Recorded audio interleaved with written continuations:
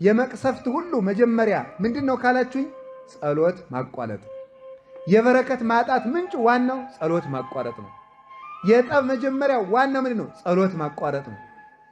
የባለ ትዳሮች ሁከት ከምንድነው የሚመጣው? ጸሎት ከማቋረጥ ነው። አትጸልዩ። ስለማይጸለይ ፍቅሩም ያረጃል፣ ትዳሩም አሮጌ ይሆናል፣ ቤቱም ይቀዘቅዛል፣ ውሃ ይሆናል። ሰይጣን በጣም ትልቁ የሚወደው ስራ ምንድነው? ጸሎት ማቋረጥ ነው።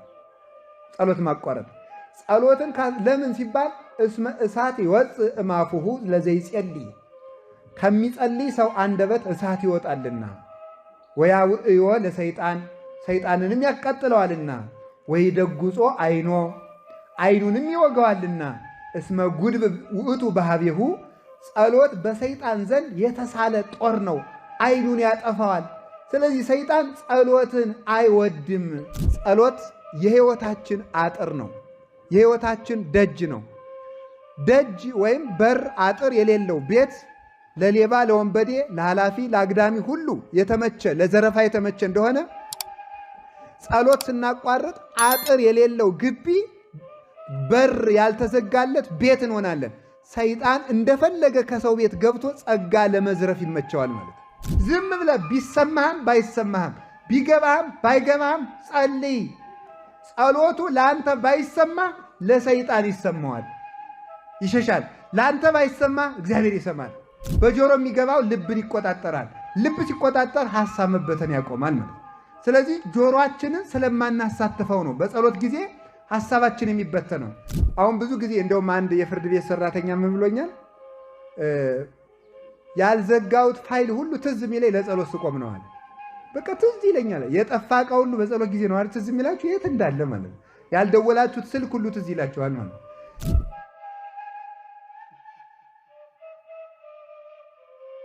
ጸሎት ብሂል ተናግሮ ምስለ እግዚአብሔር። ጸሎት ማለት ከእግዚአብሔር ጋር መነጋገር ማለት ነው።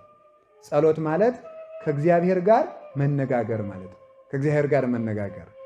ሰው ሲጸልይ ከእግዚአብሔር ጋር ይነጋገራል። ስንጸልይ ፊት ለፊታችን እግዚአብሔር አለ። እግዚአብሔርን እያነጋገርን ነው። አምላኬ አምላኬ ለምን ታደገኒ፣ አምላኬ አምላኬ ለምን ተውከኝ ስለው ፊት ለፊት አድርጌ እያናገርኩት ነው።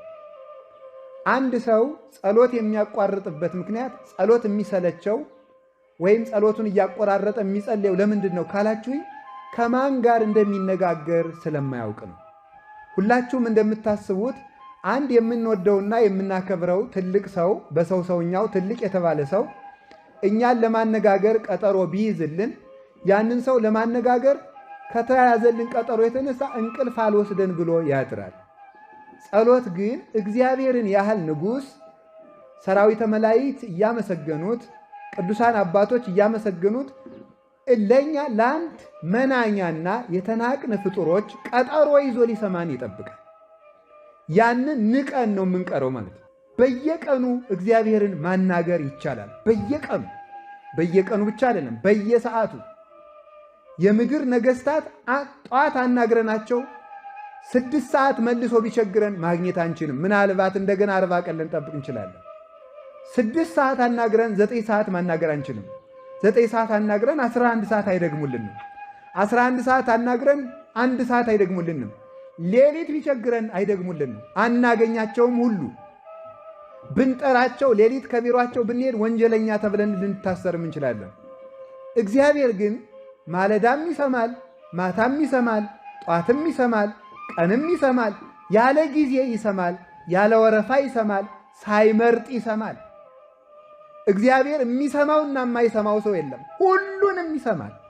ሁሉንም ወረፋ ሳያስጠብቅ ያለ ጊዜ ፈረቃ እግዚአብሔር ሁሉንም ያዳምጣል። ጸሎት ማለት እግዚአብሔርን ማናገር ነው። እንደ ጸሎት ማቋረጥ ያለ ሞኝነት የለም። እንዴት ሰው እግዚአብሔርን ያህል ንጉሥ አናግረኝ ብሎ እየጠበቀው እንዴት ያን አቋርጦ ይውላል? እና የእግዚአብሔር ቤተሰቦች እኔ ዛሬ በእግዚአብሔር ስም የምማልዳችሁ በእውነት ምንድን ነው ካላችሁኝ፣ ጸሎት እንዳታቋርጡ። ትልቅ ነገር በእውነቱ ማለት ነው።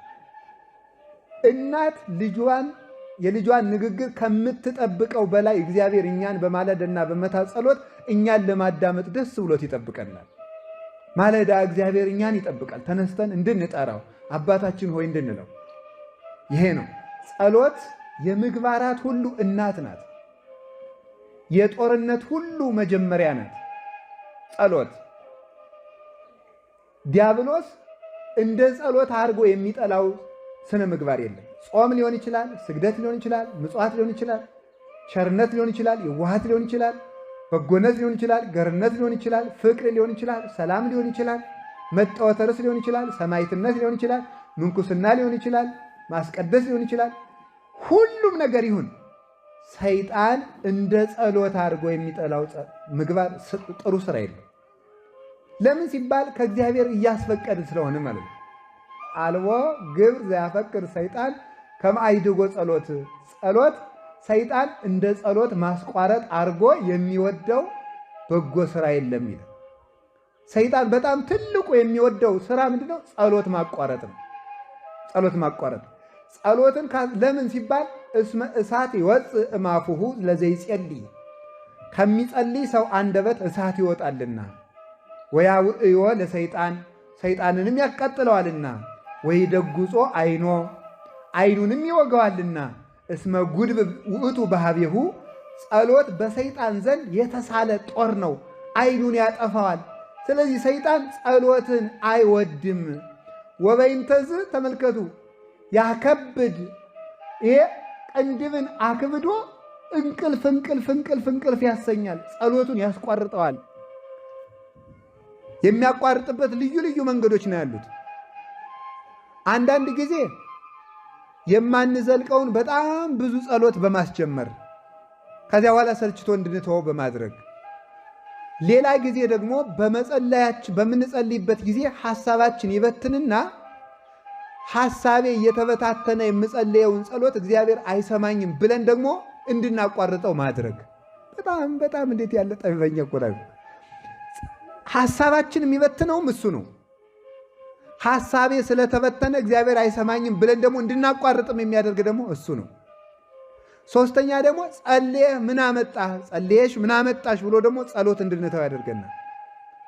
ይህን ያህል ጸለይክ፣ እግዚአብሔር እኮ አንተን አይወድህም፣ ጥያቄህን ቢወድህ ኑሮ ይመልስልህ ነበረ ብሎ ደግሞ ጸሎትን እንድናቋርጠው ደግሞ ያደርጋል። ለምንድን ነው ካላችሁኝ፣ ጸሎት የሕይወታችን አጥር ነው። የሕይወታችን ደጅ ነው። ደጅ ወይም በር አጥር የሌለው ቤት ለሌባ፣ ለወንበዴ፣ ለኃላፊ፣ ለአግዳሚ ሁሉ የተመቸ ለዘረፋ የተመቸ እንደሆነ ጸሎት ስናቋርጥ አጥር የሌለው ግቢ፣ በር ያልተዘጋለት ቤት እንሆናለን። ሰይጣን እንደፈለገ ከሰው ቤት ገብቶ ጸጋ ለመዝረፍ ይመቸዋል ማለት ነው። ለዚህ ነው ብዙ ሰዎች እዩ ደጋግማችሁ ገዳም ሂዳችሁ በሰነበታችሁ ሰሞን፣ መንፈሳዊ ጉዞ ባደረጋችሁ ዘመን፣ መንፈሳዊ ቦታዎች በሄዳችሁ ሰሞን ዓለም ላይ ሳላችሁ ትሰሩት የነበረ ኃጢአት ይቋረጣል። ከዚያ በኋላ ስትመጡ መልሶ ይዛችኋል። ለምንድን ነው ካላችሁኝ፣ ጸሎት አቋርጠን ስለሚያገኘን። ጸሎት መጀመሪያ የልማድ